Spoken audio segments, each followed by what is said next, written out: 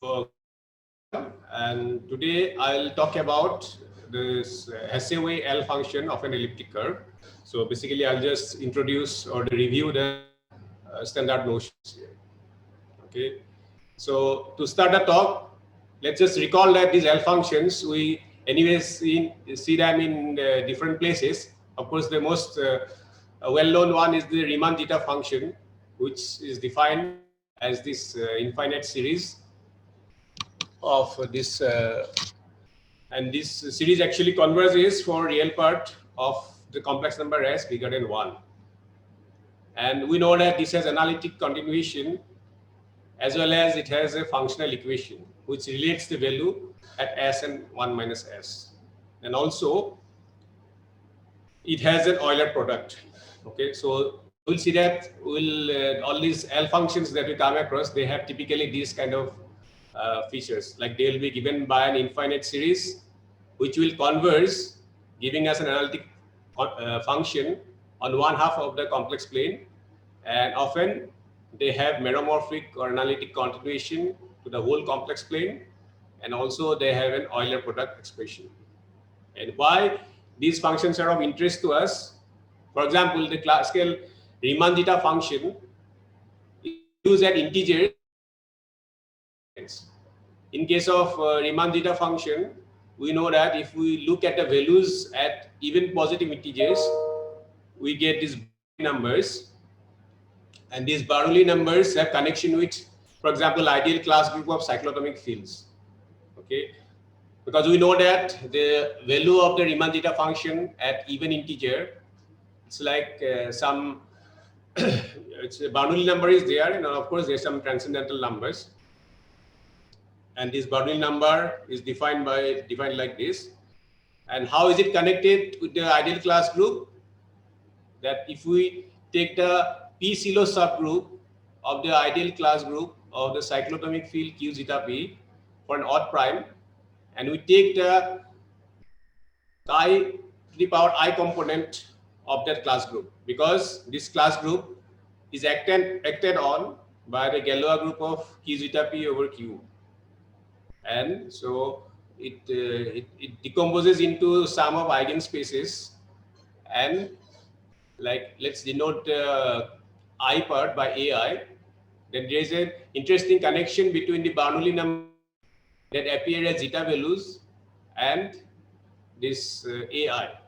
In particular, if P divides the cardinality of AI, P divides the Bernoulli number P minus I, or I odd, in that range from 3 to P minus 2. That was a celebrated theorem of Hertz-Braun. And the converse is also true, that if P divides the Bernoulli number, that means the numerator of the Bernoulli number, then this I part of that class group is non-trivial. So that's a connection which, just to show that these values of zeta functions at integer values are of importance to us. And of course, there are conjectures of Lichtenbaum, which also gives arithmetic interpretation of the zeta values at odd negative integers, and by functional equation, that means basically even integers.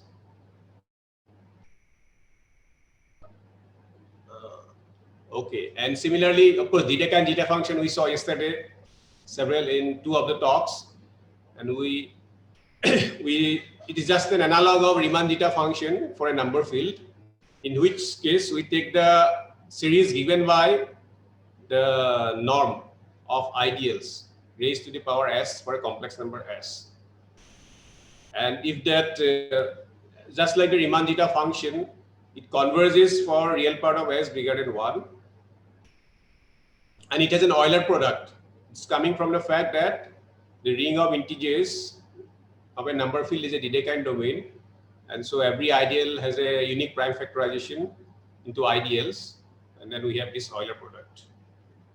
And it also has meromorphic continuation, functional equation, and its values at integers have arithmetic significance. We already saw the Dirichlet class number formula, which is basically relates the residue of this zeta function to the class number and other invariants like the regulator and all. And third type of zeta function is like the Dirichlet function, which we can define for any Dirichlet character. What is a Dirichlet character? It's a homomorphism from Z mod nz under multiplication to non-zero complex numbers. And this can be viewed as a function on Z. And if n is not co-prime to this capital N, then we can say that it is 0. Otherwise, we can take the value of the character mod n. And then we can consider this Dirichlet L series. Again, it converges for real part of S bigger than 1. And this again has Euler product, analytic continuation, and functional equation. And its values and integers have arithmetic significance as well. For example, we may have seen that this non-vanishing of the Dirichlet L function at 1 for non-trivial character chi, it leads to Dirichlet's theorem on prime seat arithmetic progression. Okay. Like that, in any arithmetic progression, there are infinitely many primes, provided the common difference and the first term are co-prime. So the proof can be thought of as a consequence of the non-vanishing of the Dirichlet L function at 1. So the L function of an elliptic curve also exhibits similar features. For example, how we define it, we can define it as an Euler product, taking one Euler product for each prime, P, and then we'll see that actually it converges for real part of the complex number S bigger than 3/2. Okay. And what is this local actually in the second part of the talk? So this local L factor, it contains arithmetic information about the curve at the prime P. So how do we get these local factors? To motivate that, we'll actually first discuss the notion of zeta function of a projective variety over a finite field in general. And then we'll see what happens in the case of elliptic curves. Okay, so of course, all these features, as I said, analytic continuation and functional equation and interpretation of value at integers, all will be there. In particular, in the context of BSD conjecture, this is the value of this L function at S equal to 1 that is of crucial importance to us. Okay, so now that is what we are going to do next. So okay, so as I said, in order to define the L function, we have these factors, Euler factors at P. So how do we get those factors? One way to see is from consideration of the zeta function. So what is the zeta function of a projective variety P over FQ? So let V be a projective variety defined over a finite field of Q elements. So Q is a prime power, let's say P to the power F. And let FQn denote the unique extension of FQ of degree n with cardinality Qn. So how do we define the zeta function? It is defined as the power series, which is exponential of the summation of number of points of the projective variety over the finite field FQn, and you take the variable Tn and divide it by n. So this is the zeta function of the variety. For example, let's just look at an example in the simplest of cases. Suppose we take just V to be the projective n space. So what will be the cardinality of this over the finite field of Qn elements? Because there are capital N plus 1 components and each one has Qn choices. So, but we have to exclude the zero element and we have to factor out by the non-zero scalars, because in the projective space, the points are equivalence classes under multiplication by non-zero field elements.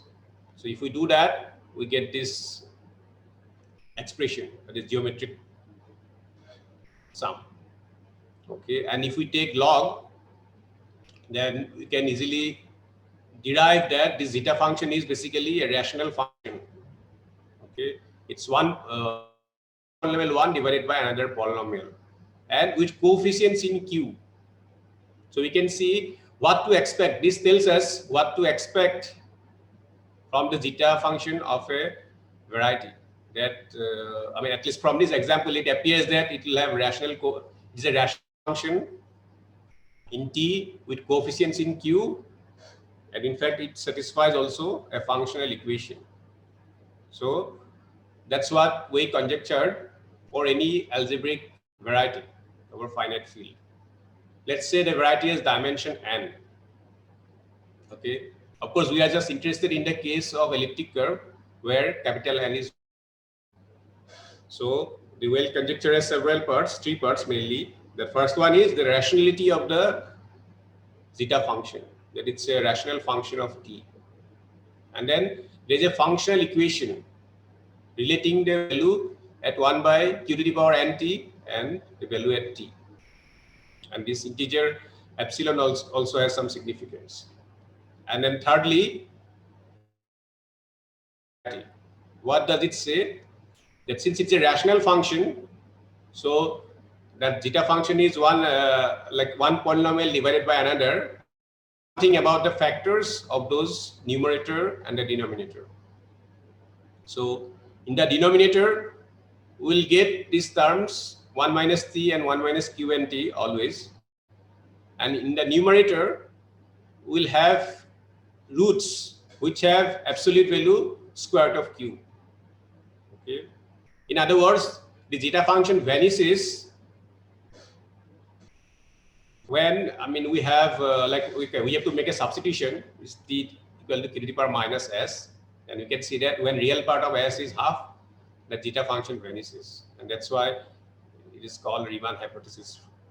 Okay, so these were the conjectures, and for curves and abelian varieties, Weil himself proved, and the rationality was proved later. Okay, so there's a typo here at work, and Delin proved the Riemann hypothesis for all projective varieties. So in particular, for elliptic curve over a finite field FQ, we can write the zeta function like this. Okay, so for an elliptic curve, what we can do, we know that these 2 factors will be there, and the numerator will be a quadratic polynomial, and their absolute value will be root q. Okay. And as I said before, that often what we do, we substitute t equal to q to the power minus s and view it as a function of complex variable. And then we say that we can see that the zeta function vanishes when real part of s is. Okay, so yeah. Okay. So now let's see what do we get out of this, like that, knowing from Weil conjectures that the zeta function on elliptic curve looks like this. So let's calculate the number of points on the elliptic curve over FQ using these roots alpha and beta, because all these quantities we have some idea. So in terms of alpha and beta, we can express the number of points on the elliptic curve over FQ or over FQN. We can do that. Okay, because we know that this zeta function is just exponential of this infinite sum. Okay, but we know the rational function which expresses it. Okay, so to calculate the number of points over FQ, we just have to take logarithmic derivative and evaluate at t equal to 0. And we find that the number of points on the elliptic curve defined over this finite field with q elements is 1 plus q minus alpha plus beta. Okay. So in defining the L factor at such local factors, this is useful. So we use this notation that this AQ, which is like alpha plus beta, is 1 plus q minus number of points on the elliptic curve over FQ. Okay, so basically we think of this alpha plus beta as an arrow term. We can think of it like that. Okay, and this has absolute value less than 2 times the square root of q, because alpha and beta, their absolute value is square root of q due to the Riemann hypothesis for elliptic curve, which has been proved. Okay. And so when we define the L function of an elliptic curve defined over Q, so what we do, we take a prime and we take this as the local L factor, that we involve this alpha and beta, or if we want to use the notation AP, which is like 1 plus P minus number of points on the elliptic curve over FP, and this is the expression that we get. But this happens only for good primes or primes of good reduction. So, because here we can do all that because we are starting with an elliptic curve over Q, but when we reduce modulo P, we may get singularity. So, if the elliptic curve stays an elliptic curve, I mean, there is no singularity even after reduction modulo P, then we call it a good prime, and at a good prime we can use this as the local factor. But for the bad primes, we'll have to define these Euler factors appropriately. So we do that in the next. Okay. So and most of the time we were taking elliptic curve, the equation for the elliptic curve as y square equal to x cube minus x plus b. Okay. So let's take this to be our fxy, elliptic curve given by this Weierstrass equation. And we can take these coefficients in z by clearing the denominators. Then we reduce modulo prime p, and we get this reduced equation.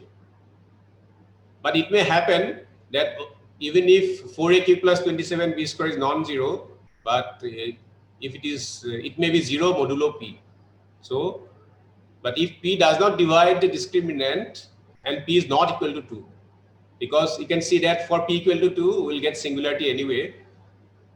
So this elliptic, we'll get an elliptic curve E tilde over Fp if p does not divide the discriminant.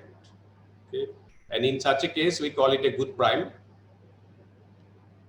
And it also shows that there are only finitely many bad primes, because they have to divide this integer, non-zero integer 4aq plus 27b square. So there are only finitely many bad primes.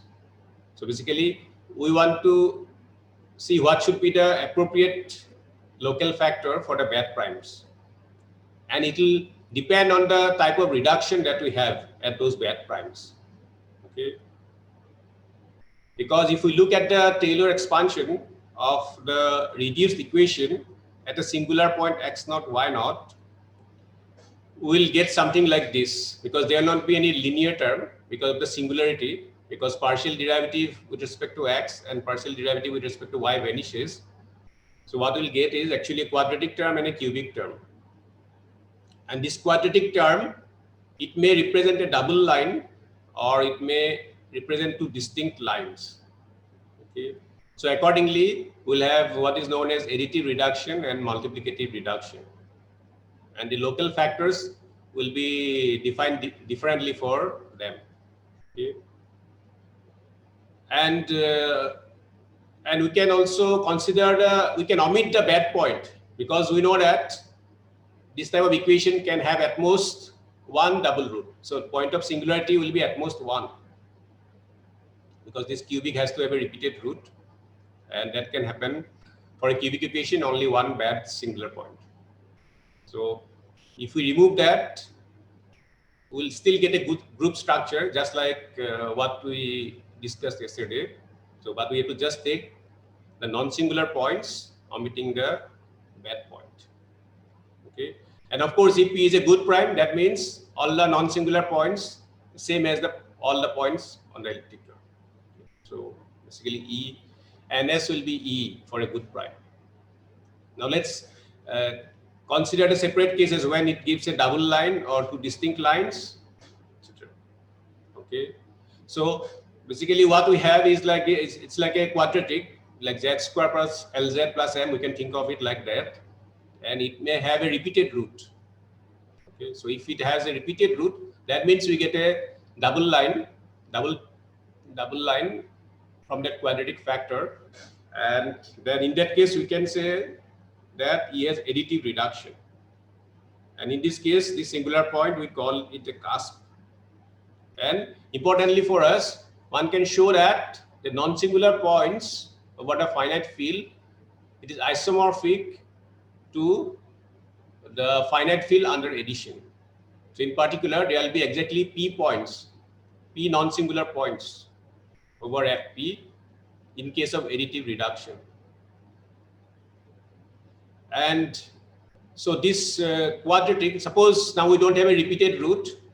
So it may happen that we have both the roots in the base field Fp itself. In that case, we can say that it has split multiplicative reduction because this quadratic splits in Fp itself. So this is the case of split multiplicative reduction. And then the singular point is called a node. And one can show in this case the non-singular points, the group of non-singular points is isomorphic to the field, non-zero field elements under multiplication. Okay, how this homomorphism is defined or how this isomorphism is defined, we have to involve these double lines. Okay, so anyway, it is maybe the Milne's book one can consult, and these explicitly these maps are given. How we get the additive map from the non-singular points to the field elements under addition. There we involve this single line, or this double line, and here we involve both the factors. Okay, and the third case is this has distinct roots, but not over the base field itself, but over a quadratic extension Fp square. Okay. So in that case, we say that he has a non-split multiplicative reduction. Okay, the singular point we still call it a node, and in this case, one can show that the non-singular points defined over Fp for such a reduction is actually isomorphic to this group of non-zero points in the field Fp square whose norm to Fp is 1. And from there we can see that the number of non-singular points on over Fp is P plus 1. Okay, so the cardinality, because what we are trying to do, we are trying to justify the or define the local Euler factors at bad primes, so forth. And there this cardinality will matter. The cardinality in the additive reduction case is P. For split multiplicative reduction, it is P minus 1. And for non-split, it is P plus 1. So we define these L factors this way so that it matches nicely with the way we define the Euler factor at good primes. That for split multiplicative reduction is 1 minus P to the power minus S. And for non-split, it is 1 plus P to the power minus S. And for additive reduction, we just take 1. Okay. So what is the similarity of these L factors with the L factors at good primes? So if we count the number of non-singular points of the reduced curve over Fp, then we find that if we put S equal to 1, then in each case we get Lp of E at 1 is Np by P. Okay, because when we put S equal to 1, clearly this first one will give us P minus 1 by P, and that is here I'll get P plus 1 by P, and here we'll get P by P, because we know that when it is additive reduction, this Np is P. Okay, so this is the right way to define the local L factors, because even in the good reduction case, we note that if we substitute S equal to 1, for the good primes, it is coming from this AP. Okay, so this we know that if we substitute S equal to 1, we again get the number of non-singular points of E over Fp. Okay, because in this case, I mean, E tilde and E non-singular tilde, they are same. So this is the appropriate way to define these Euler factors. Okay, so how do we define this now? We have all the factors. So we just take the product of all of them and we form this function. Okay, and then we can see that from this Euler product, since alpha and beta at each p, in absolute value, it is the square root of p. It's like the Riemann hypothesis or the Weil conjecture, which is proved. So the Euler product, you can see from here that it converges if real part of S is bigger than 3/2. Okay, so this and Ashay conjectured analytic continuation of this to all of C, because we know that such these L functions, they have analytic continuation. It is expected that they will have analytic continuation and functional equation. And in this case, this functional equation is expected to relate the values at S and 2 minus S. Okay, so I have defined this explicitly only for elliptic curve defined over Q, but certainly we can do so for a number field also. Okay, after all, I mean, you can just have to, in place of P, we just have to take all the places of the number field K and do, proceed as before. Okay, because zeta function, we have anyway defined for any finite field, not just Fp, but we have defined it for Fq, for any variety over Fq as well.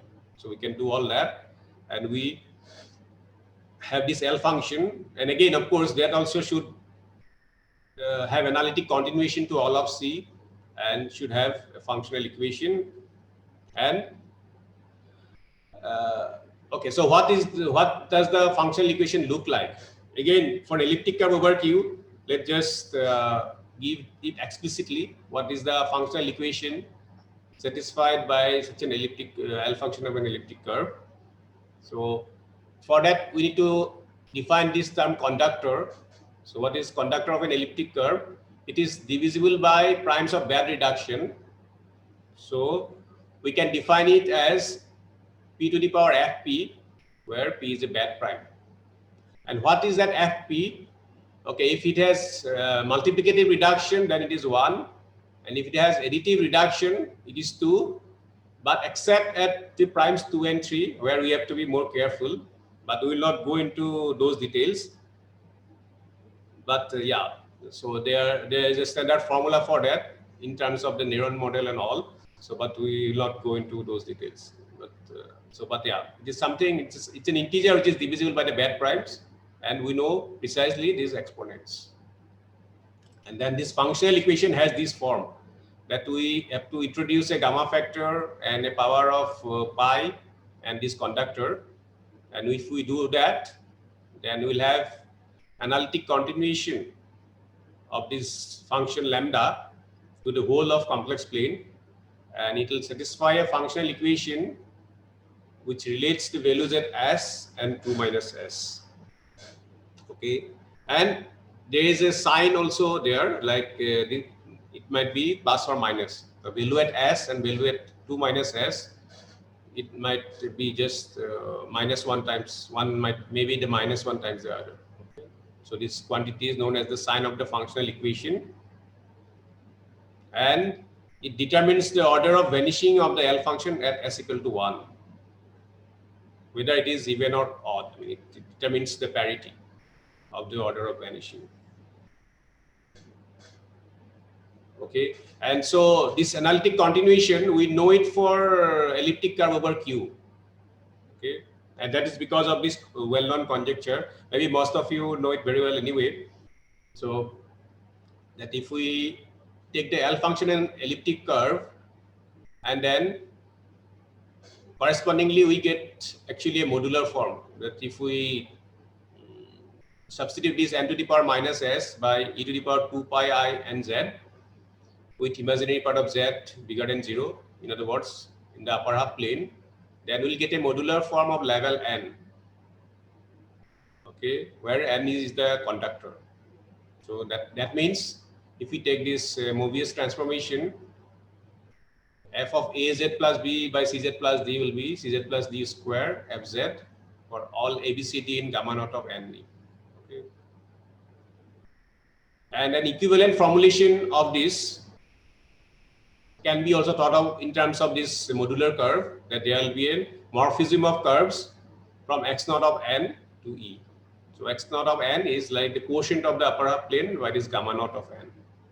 This equivalent formulation, and yeah, so I would refer to Diamond's book on modular forms for this. Okay, and of course we know this consequence, that what are the consequences of this modularity conjecture. One is of course this Fermat's last theorem, because we know that this elliptic curve will violate modularity conjecture. If AP plus BP is CP, then we get an elliptic curve which violates the modularity conjecture. And Weil showed that if E over Q has good or multiplicative reduction at all primes P, then EQ is modular. Okay.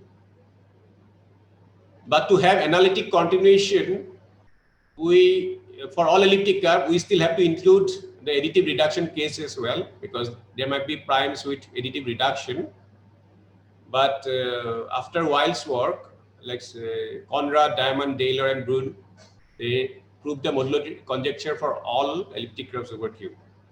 Okay, so with that, now analytic continuation and functional equation is known for all elliptic curves defined over Q.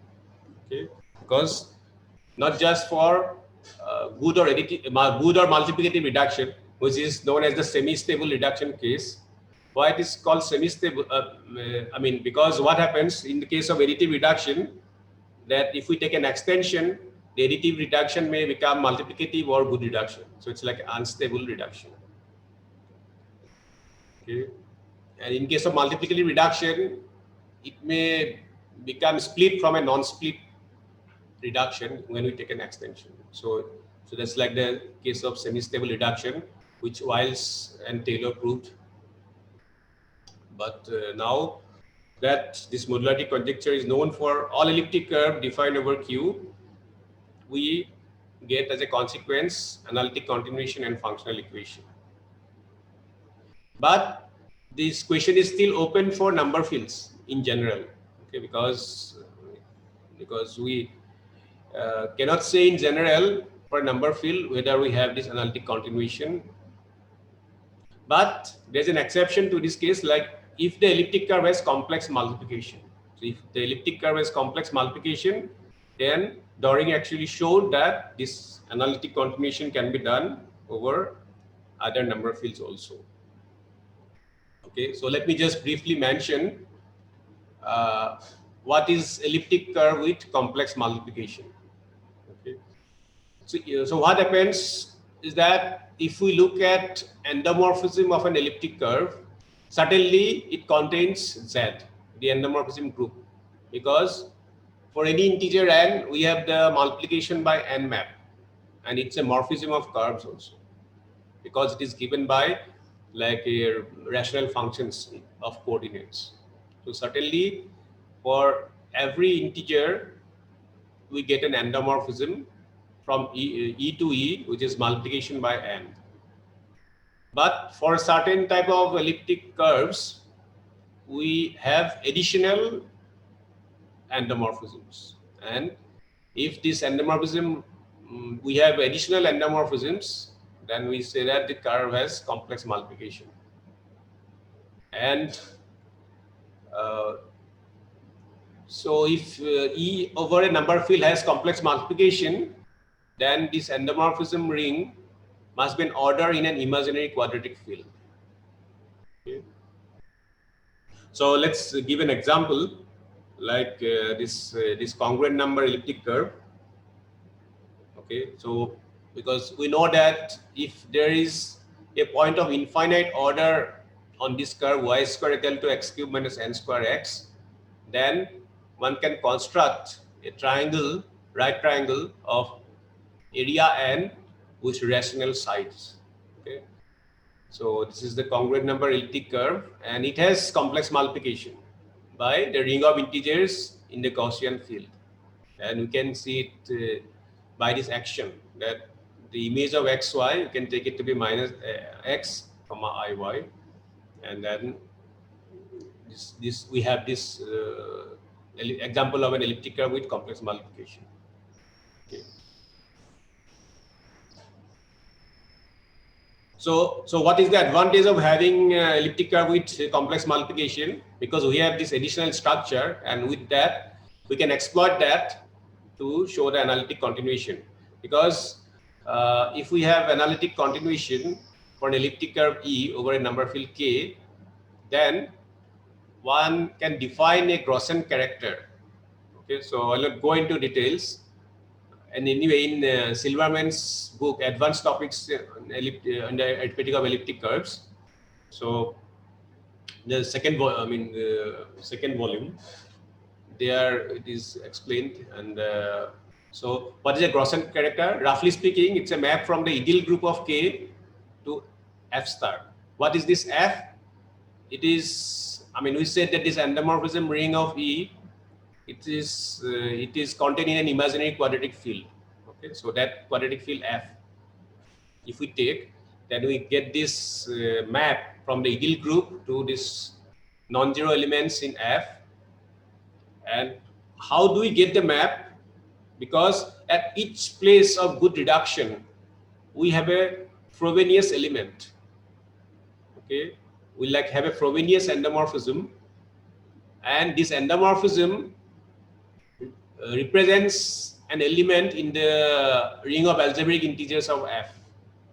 Okay, so we associate an uniformizer at a good prime good prime V to the algebraic integer in that imaginary quadratic field, which corresponds to this endomorphism. So roughly speaking, that's how we build this Grossen character. And then one can show that the L function of the elliptic curve with Cm over defined over K, you can write it as product of these two L functions of Grossen characters. And then this analytic continuation and functional equation, etc., for this type of Grossen characters are well known. So roughly speaking, we get the analytic continuation and functional equation for such an elliptic curve from the corresponding property of L function associated with Grossen characters. Okay. Okay. So finally, maybe I will just mention a few things. Anupam, just to sorry to interrupt, there were some chat questions. Okay, so I'll just open it. Yeah, sorry. Yeah. So okay, so is the ring between Z and the ring of integers of the yes, yeah. Okay, yeah. So they have answered. Okay, I see. Okay, I see question. Okay. Okay. Yeah, for quadratic and Galois cubics have been solved. Okay, thank you. Yeah. Okay. Yeah. So the recent progress has been mentioned. Yeah. Okay. So some of these. Yeah. So order in an imaginary quadratic field. Okay. Already. Yeah, it's already answered. It is already answered. Yeah. Okay. And that's it, I guess. Yeah. Okay. Yeah. Okay. Yeah. So yeah, we can say that this order, yeah, Z plus F. Okay. Yeah. That is probably, you can say that if we have an imaginary quadratic field. Yeah. Thank you for answering, because I was not looking at the chat box. No, that's fine. When I make it full screen, somehow it's not appearing as one of the. It's not easily visible actually. Yeah. Okay, great.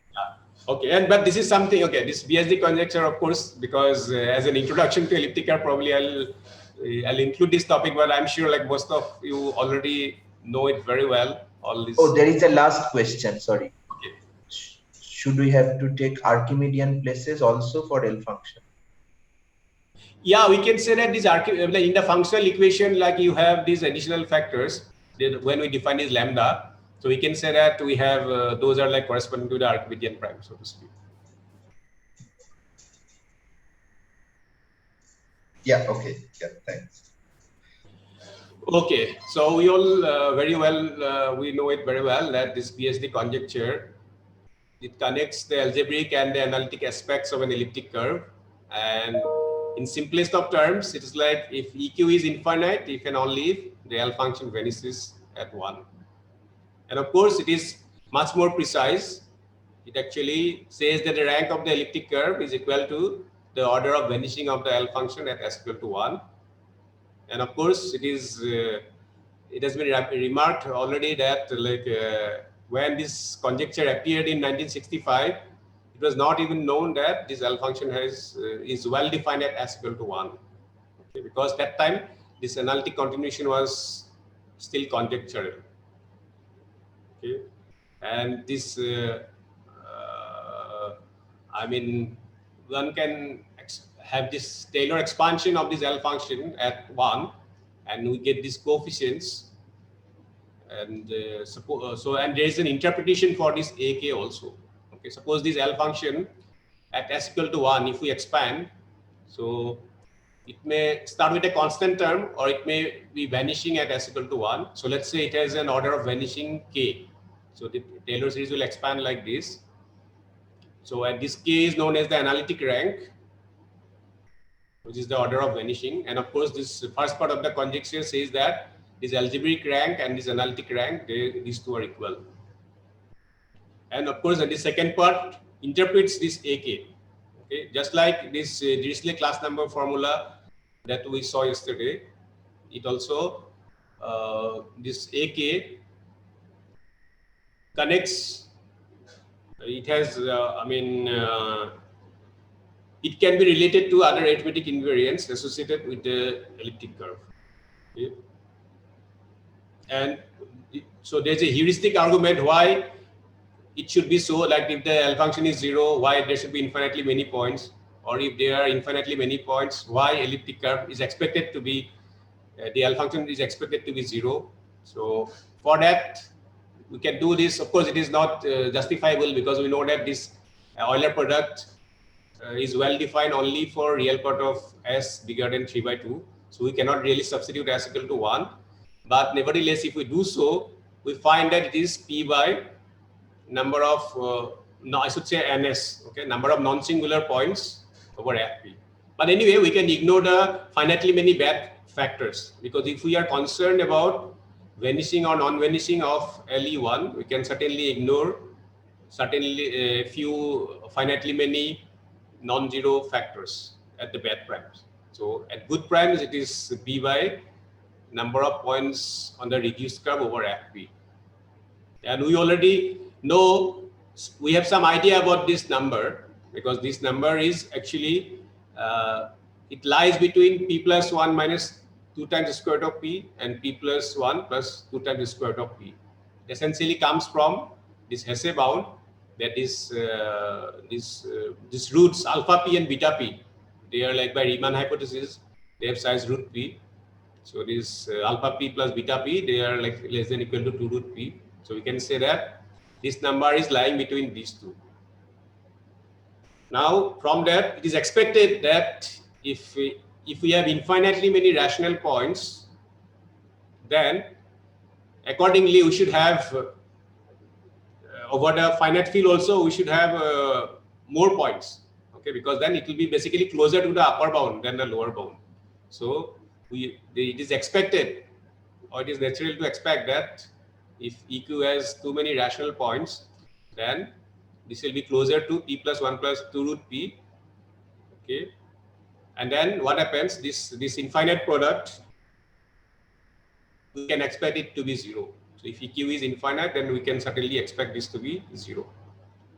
And conversely, that if this L function vanishes at 1, certainly this product p by np, we expect that this denominator should be large compared to the numerator, because p by np, if we take infinite product and it is 0, that means for infinitely many primes, it is the case that NP is much bigger than P. That means it has more points over FP, so it should have more points over Q also. Okay. So it's like this local to global principle. So that's like a heuristic argument, or why it should be. And the second part, of course, it expresses the Taylor, the first non-vanishing coefficient in the Taylor expansion to these invariants, where we have this Shafarevich-Tate group, and then this period, and the regulator, and the local Tamagawa numbers, and the torsion points. And I think in Sudhanshu's talk, he'll talk about the Shafarevich-Tate group. And the regulator already we mentioned a little bit. And this period, okay, we have not really discussed much about this, but it is just the integral of this invariant differential. Okay. And then what are these Tamagawa numbers, these local Tamagawa numbers? We define it to be this ratio, or this number of elements in this quotient. We take the field of p-adic numbers, and then we consider the elliptic curve over QP. We take all the QP rational points on E. Okay, and then for a bad prime, it may happen that not all of them will have good reduction, because there will be a singular point if P is a bad prime, because these Tamagawa factors, for good prime, it will be just one, because what is this E naught QP? They are the leaves of singular points, non-singular points from FP to QP. Okay. In other words, E naught QP is the set of non-singular points of non-singular reduction on EQP. Okay. So we take their ratio, and this is the number here. Okay. And the regulator term, of course, we defined it as. Sorry, Anupam. Yes. Sorry, Anupam. There is another question from Mahesh. Yeah. It was just in the previous slide. Is there a statement that makes the third point precise? In the heuristic argument. It's in your previous slide. Okay.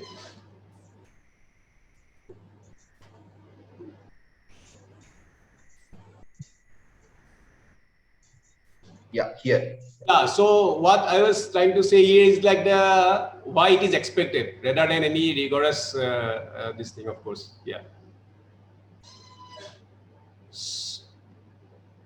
So I probably did not fully understand the question. Is there a statement that makes the third point? Yeah, so I don't really know. Yeah, Boyce's question I don't really know. So I'll not be able to answer. Okay. Okay, so yeah, so we have defined these terms.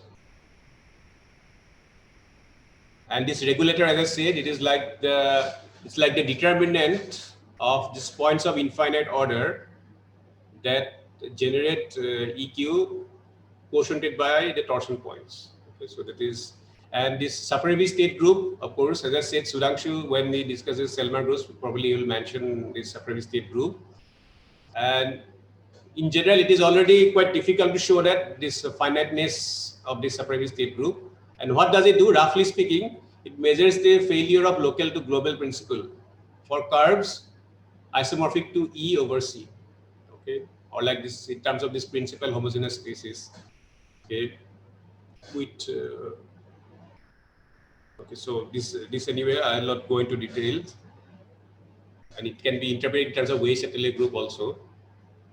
But this finiteness of the Shafarevich-Tate group itself is a hard problem, and this BSD conjecture also brings into play this order of the Shafarevich-Tate group. But there is one known result by Cassels that if the order of the Shafarevich-Tate group is finite, then its order must be a perfect square. Okay. And let me just mention a little bit about the progress or the classical progress. Okay. That this is this famous theorem of Coates and Wiles, that if E over Q has a complex multiplication, Then if EQ is infinite, then the L function vanishes at 1. So it's in one direction, that if the rank is positive, then order of vanishing is positive. And in fact, when they did it first, they used elliptic curves with endomorphism ring, which is the full ring of integers in imaginary quadratic field, but later it was generalized. Okay, so now we can state it in this way. And how did they show it? Roughly speaking, of course, that if we have a point of infinite order, then they showed that there are infinitely many prime ideals in this in the imaginary quadratic field. Okay, what is this K? Maybe earlier I used F, so maybe I'll correct it later. That there are infinitely many prime ideals in the imaginary quadratic field F, where this complex multiplication is taking place. So in that there are infinitely many prime ideals which divide an appropriate factor of LE1. Okay, that is appropriate factor of LE1 because we have to factor out a suitable transcendental element. In fact, in this case also, this L function, we can think of it as a product of, okay.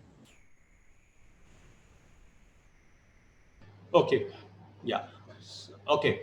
So yeah, so we have to take out, I mean, okay, so after factoring out a suitable transcendental element, and as we have seen before that if E has complex multiplication, then this L function can be expressed as a product of L function of Gaussian characters like phi and phi bar, and then it's enough to take one of those factors and take out a suitable transcendental element so that we get an algebraic element.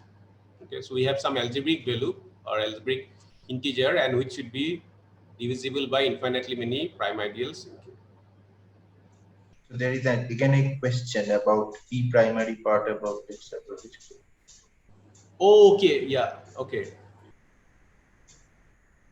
Yeah. In the chat, yeah. There's also a statement regarding the finding the p-primary component of separation as part of BSD conjecture. Findingness of p-primary component. Yeah, I think this when we express it, interpret the Taylor expansion, this non-vanishing coefficient, so it has the full order, but there are like p-adic versions. Maybe there we have that, but that when we have the second part of the conjecture for elliptic over Q, then we did the order of the whole Shafarevich-Tate group. Okay. Okay, yeah. So, and second significant result in this direction is this due to Gross and Jagier. They showed that if the L function vanishes at 1, then there exists a point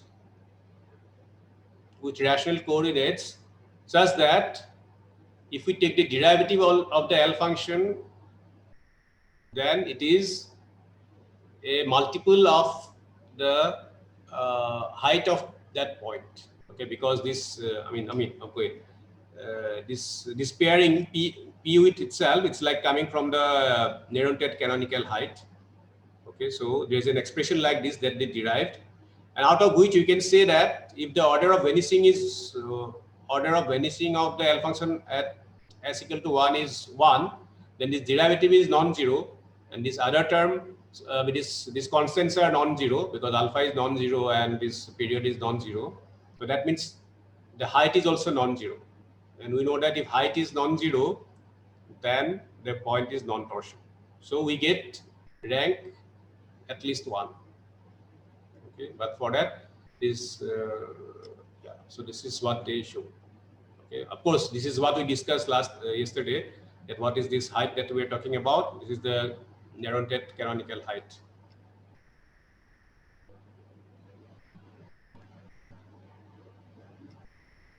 Yeah, and this point actually comes as an Higner point.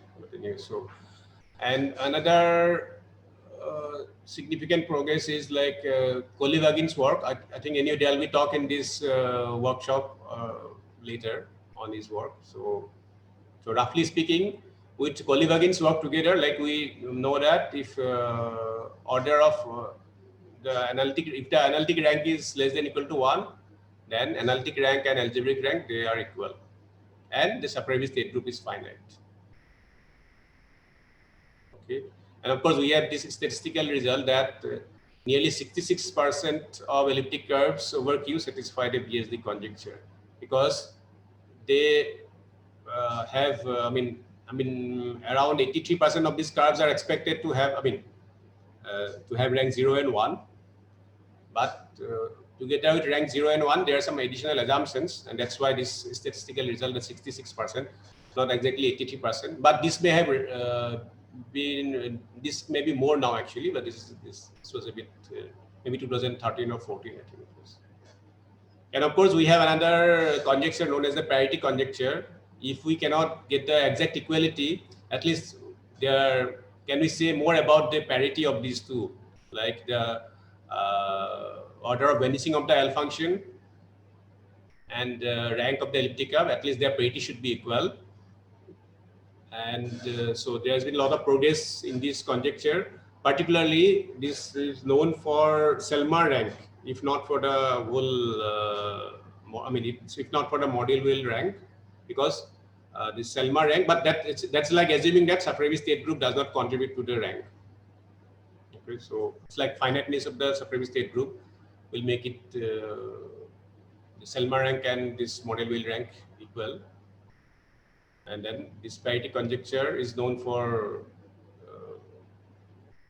Selmer groups. It is known, yeah. So due to work of Doxitzer and several others. So I guess I'll stop here.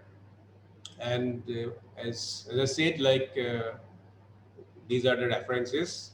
And so mainly to summarize, basically, I just justified the local Euler factors at bad primes, so to speak. That is probably the only thing, the main thing that we discussed. And we justified the definition of the local L factors. And we just saw that the L factors at bad primes, actually, what is the justification of defining them that way? So that is probably the main point of this talk. Okay, so I'll stop here and thank you for your attention. Okay, thank you, Anupam. Okay, let's thank the speaker first, and then let's ask any more questions or comments if any.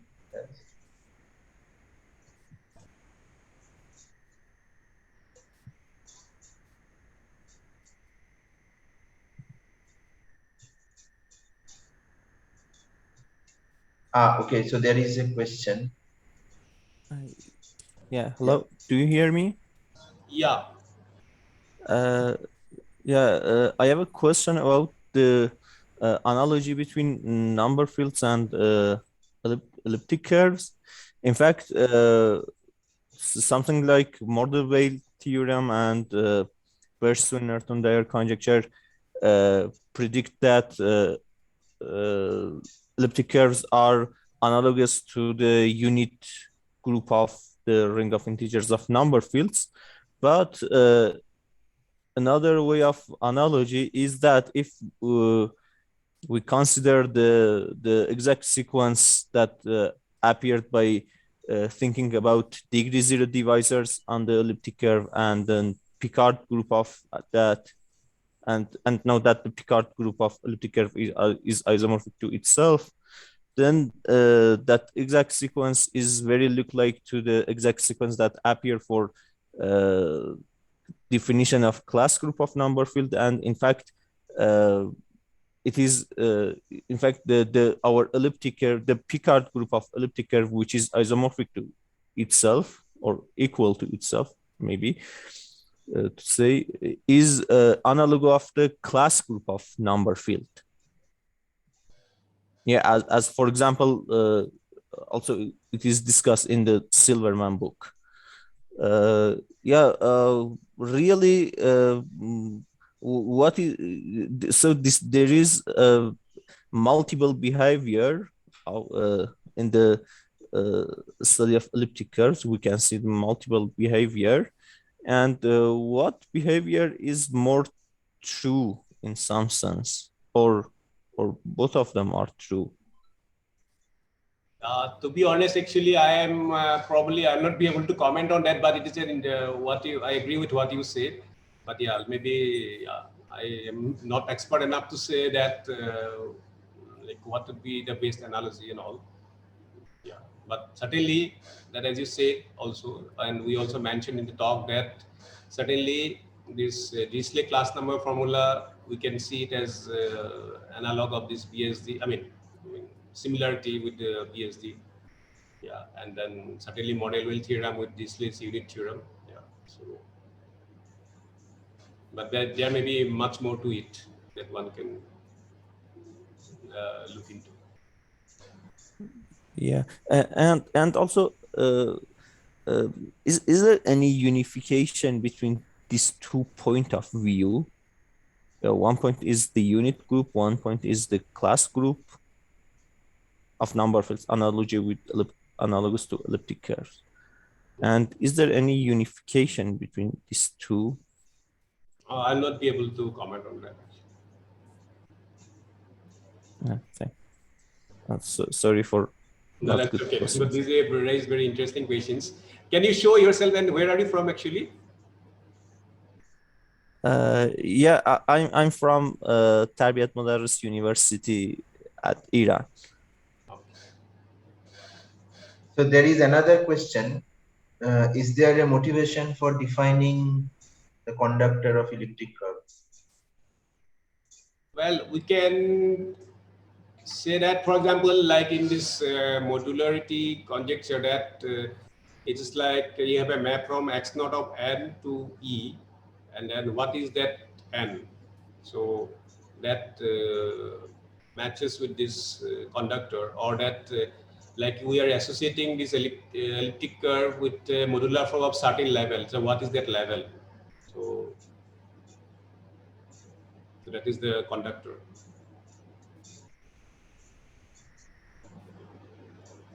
Okay, there is another question.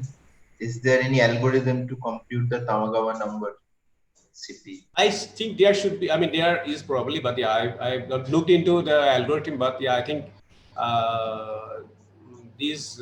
there are like only a few possibilities for this quotient. And yeah, I think it is probably Somnath will be able to say immediately. There should be, I think.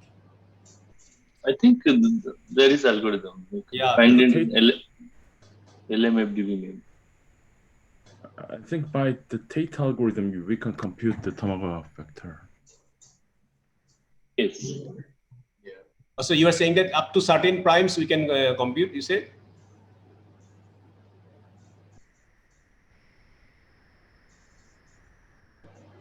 Yeah, Tamagawa number is bounded.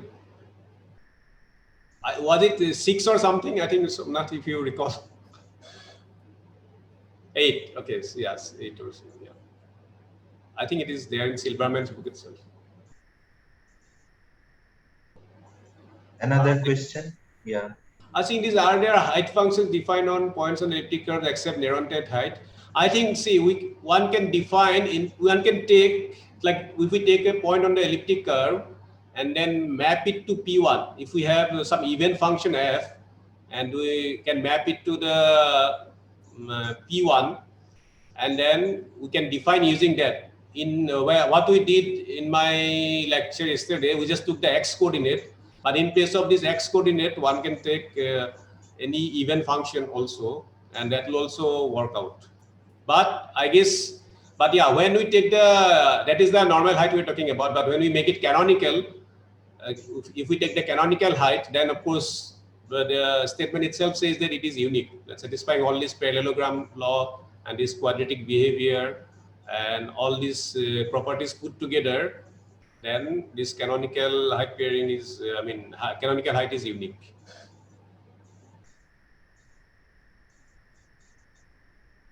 And that is there in Silverman's book also, like when he talks about this. Okay, it seems there is no more question. Then let's thank the speaker again.